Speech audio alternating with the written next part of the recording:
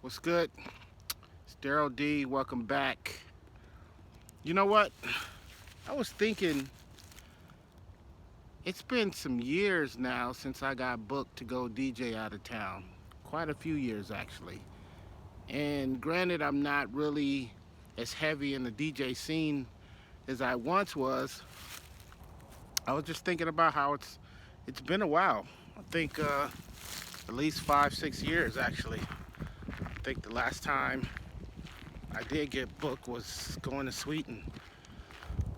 So I was thinking about all of the places I've been, and I haven't been out of the country a whole lot, mostly just different parts of the country.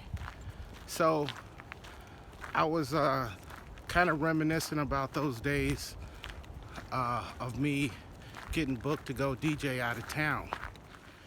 And one place that kind of stood out in my mind was this club in Atlanta called Club Out of Control. Now, I don't know how many of you guys, especially you Atlanta cats, remember that place, but I believe it was on, what street was that? Was it Clark Street? Something like that. Back in the day, I used to get booked to go back there in the 90s. Now, I think it was 1997, 96, 97. Me and a homeboy was going down there just to hang out. I have relatives in Georgia. So we managed to, oh no.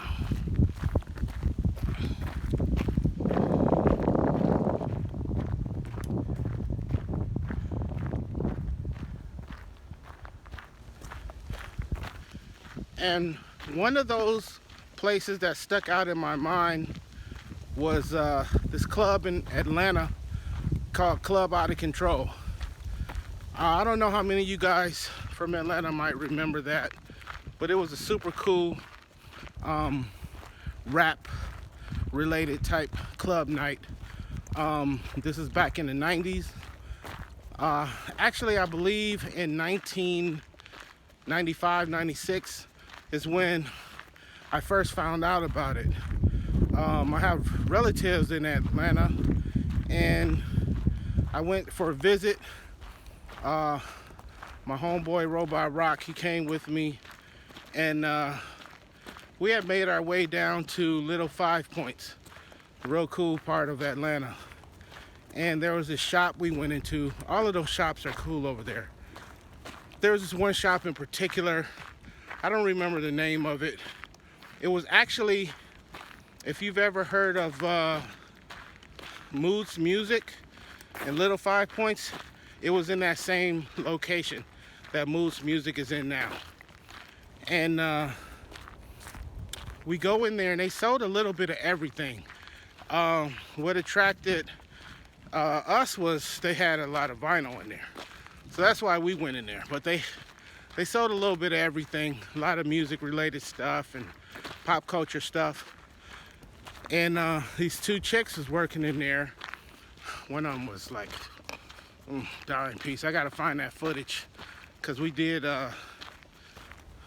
do some video recording, because I had my public access DJ show back then called Daryl's DJ Spotlight. Anyway, we was like, yo, what's popping in the city tonight? What's going on? And it was like, yo, you gotta check out Club Out of Control. Like, what? Yeah, you wanna check that out. So it was like, cool. They told us where it was. Like, all right, we'll see y'all there like tonight. So we go to this club, and let me tell you, as soon as I walked in there, man, I couldn't believe what I was seeing. It was packed, first of all. It was real grimy up in there. I found that out later when I was in there, with all the lights on. I'll come back to that. But one thing I noticed immediately was that it was the first club that I had been in that I experienced a mixed crowd. It was some of everybody in there. Everybody from the backpacker dudes to the dreadheads, you know, to the gothic chicks and all that, you know how they are. And just all kind of folks just in there mingling and getting busy to all this quality, incredible rap music of the 90s. And you know, if you're into rap, you know how the 90s were. They were the best era for rap music, in my opinion. 80s, 90s. 90s is, I think, when they perfected rap music. So it was some of everything going on in there. So it was a bit overwhelming because I had never experienced it. You know, in Milwaukee, where I lived at the time, music hadn't really crossed over to that point. I mean, you might go to a spot, you know, like Kush from back in the day, down on the east side, and you might see maybe 10-15% white people in there. But other than that, it was like all black people. But at Club Out of Control, it was like a good mixture of everybody and every kind of somebody. There was people in there, you know, on roller skates. There's people in there with big stuffed animals, plush animals, dancing around. It was quite a scene, and fell in love with it right away. So, of course, I had my camera with me, and I asked if I could, you know, record some of the DJing. Now, the DJ booth was actually way up high, and it overlooked the dance floor. And so I went up there, and that's the first time I ever saw DJ Clever spinning. Now, a lot of you guys might know DJ Clever from being a DMC champion DJ. But I saw him back in the 90s when he was just this dude. He kind of looked like a hillbilly almost. This tall, skinny white dude. He had on like a plaid lumberjack shirt. He had a long ponytail that went down his back. Definitely didn't look like anybody who was in the like 90s rap. And let me tell you, DJ Clever did some amazing stuff on the turntables that night. I was just like, wow. Like, wow. It was pretty cool. You know what I mean? So I have that footage somewhere. I'll get back to that in a second. But I got to know the owner. We got cool, and I told him who I was and what I was about. I was his DJ, and I also had this public access show. So he was like, oh, you know, I need to get you in here. And they were doing these Saturday nights at the time where they would book one of the hottest DJs in the country to come spin. And then they would also have, like, you know, another DJ in there. I guess you could call it an opening DJ or whatever. So I used to get booked to open for some of these, you know, huge names back in the day.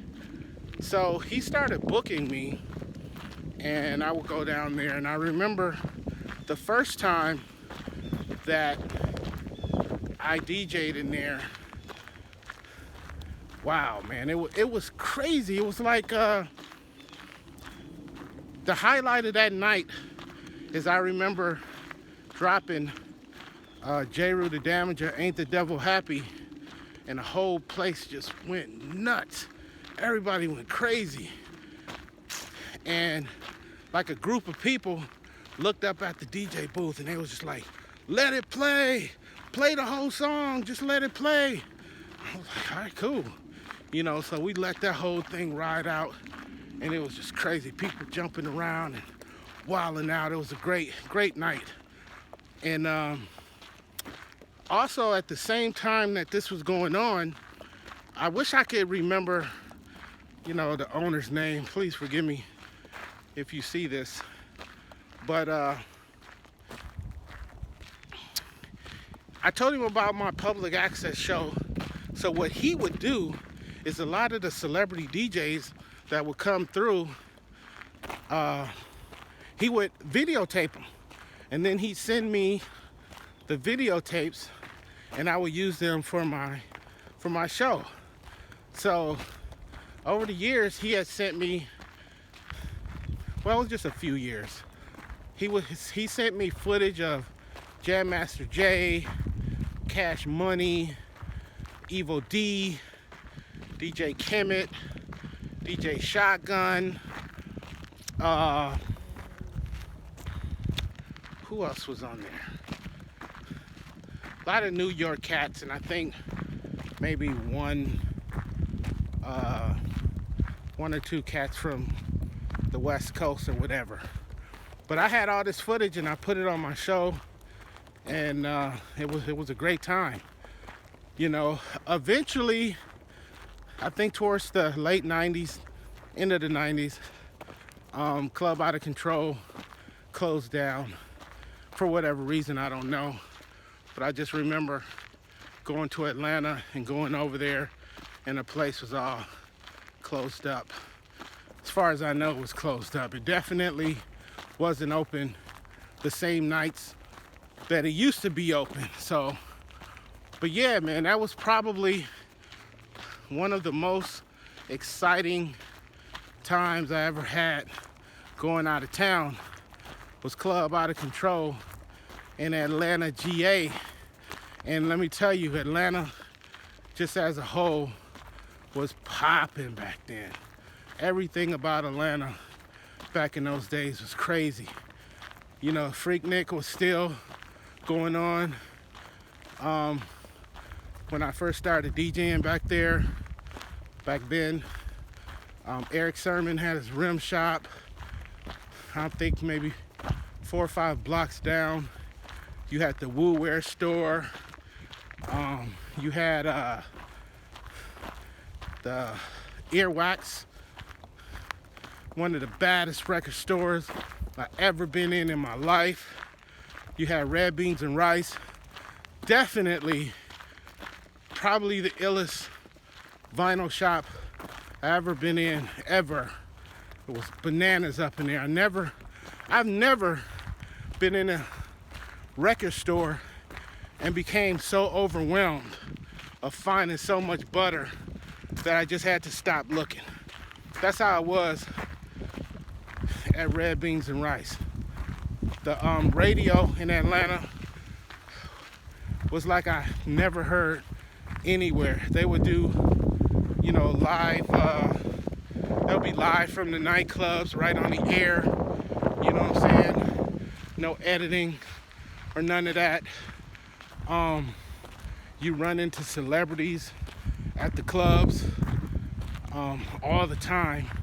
You never knew who was going to be chilling. A lot of celebrities not only lived in Atlanta back then, but they were from Atlanta. So it was nothing to run into, like TLC or Crisscross or Keith Sweat, 112, Jermaine Dupri. You would just see them cats out, like people who had moved to Atlanta, like MC Breed, Too Short, Houdini. You would just see those cats anywhere. At Earwax Records, I was in there when Hieroglyphics was in there. I was in there when Baby from Cash Money was in there. You just never knew who you were gonna run into in Atlanta, in the streets, in the restaurants, in the clubs, in the mall.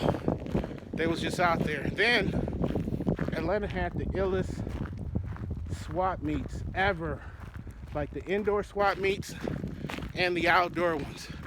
All the crazy latest swap meet fashion brands,